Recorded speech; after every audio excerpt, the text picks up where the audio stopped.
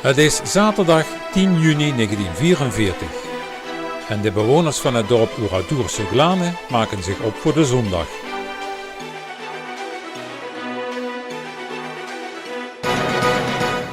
Buiten het dorp treft de Duitse SS-panzerdivisie Das Reich voorbereidingen om het dorp in te sluiten. De inwoners van Oradour weten niet dat de Duitsers op het punt staan het dorp uit te moorden.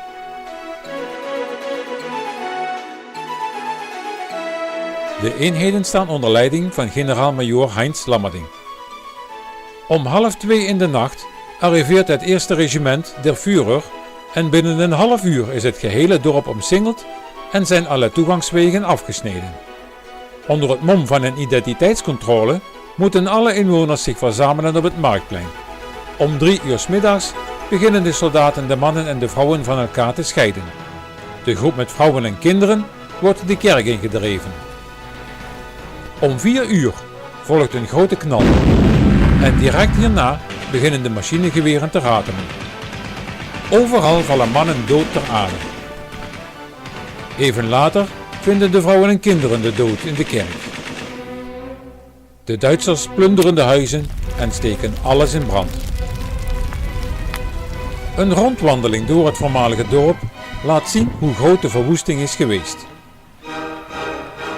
Slechts 6 mensen hebben het bloedbad ter plekke overleefd. Een aantal anderen had het geluk niet in het dorp aanwezig te zijn op het moment van het bloedbad. Een van de overlevenden is Robert Ebras, toen 19 jaar oud.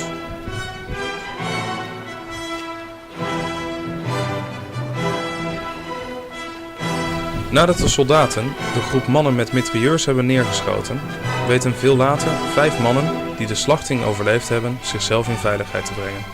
Zij verschuilen zich in 3 grote konijnenhokken achter de schuur en hervinden hun vrijheid.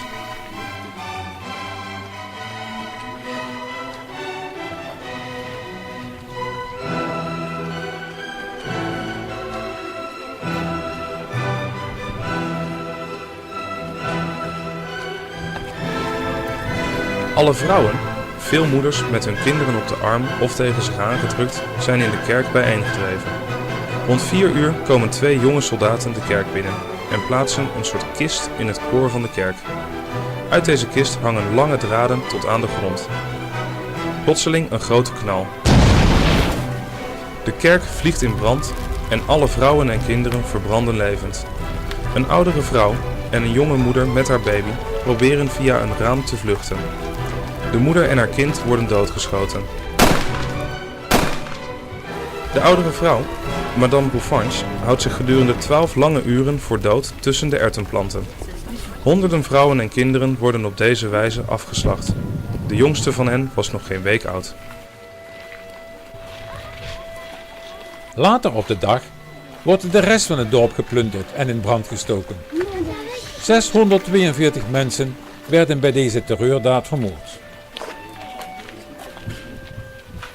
2 dagen later komen de Duitsers terug om 2 grote massagraven te delven.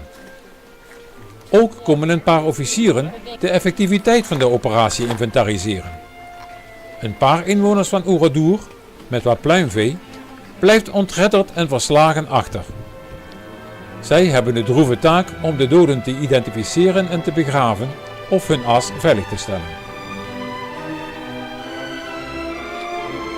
De aanleiding is nooit achterhaald, maar vermoedelijk was het de inval van de geallieerde troepen in Normandië 4 dagen eerder.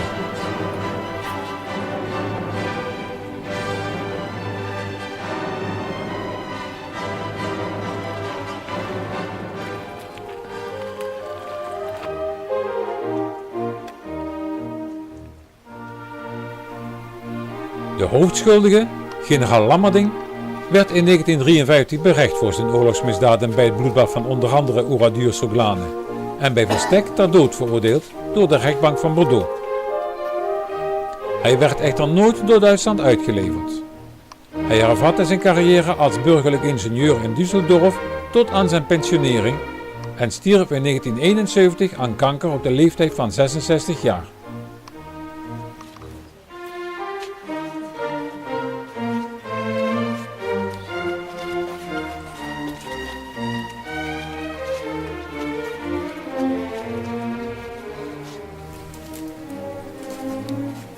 President Charles de Gaulle gaf opdracht om Oradour te laten zoals het was. Het nieuwe Oradour is ernaast gebouwd. Het monumentale Oradour Soglane geldt nu als waarschuwing voor de gruwelen van de oorlog en ter nagedachtenis aan de slachtoffers van het bloedbad.